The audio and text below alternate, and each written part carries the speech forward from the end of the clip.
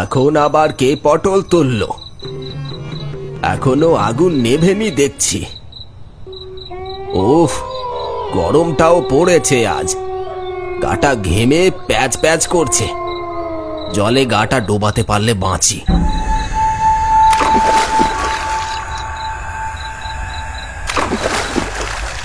ও বাবা, শান্তি, গাটা ঠান্ডা হলো।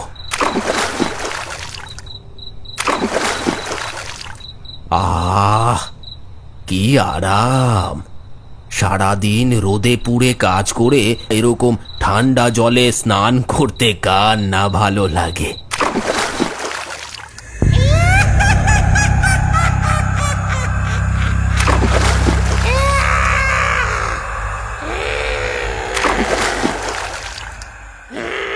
এ বাপরে, কি একটা যেন পায়ের ভিতর দিয়ে চলে গেল। কই, কিছু তো নেই। কোনো বড় মাছ হবে বোধহয়।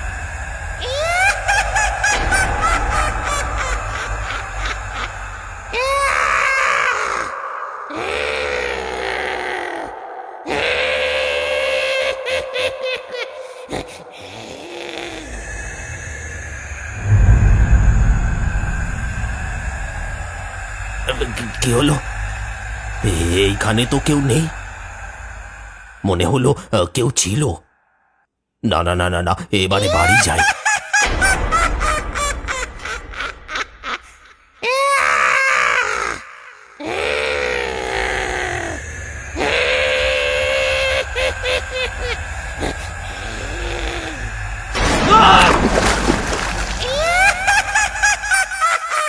বাঁচাও, বাঁচাও! কে কোথায় আছো? বাঁচাও! ভূত আমাকে মেরে ফেললো! বাঁচাও!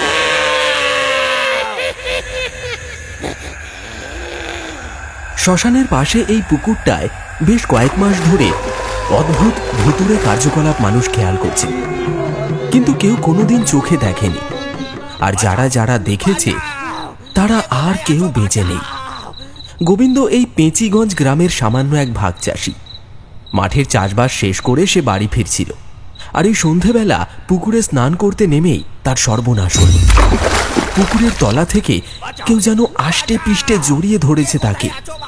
প্রাণপণ চেষ্টা করছে গোবিন্দ পুকুর পাড়ে উঠে আসার।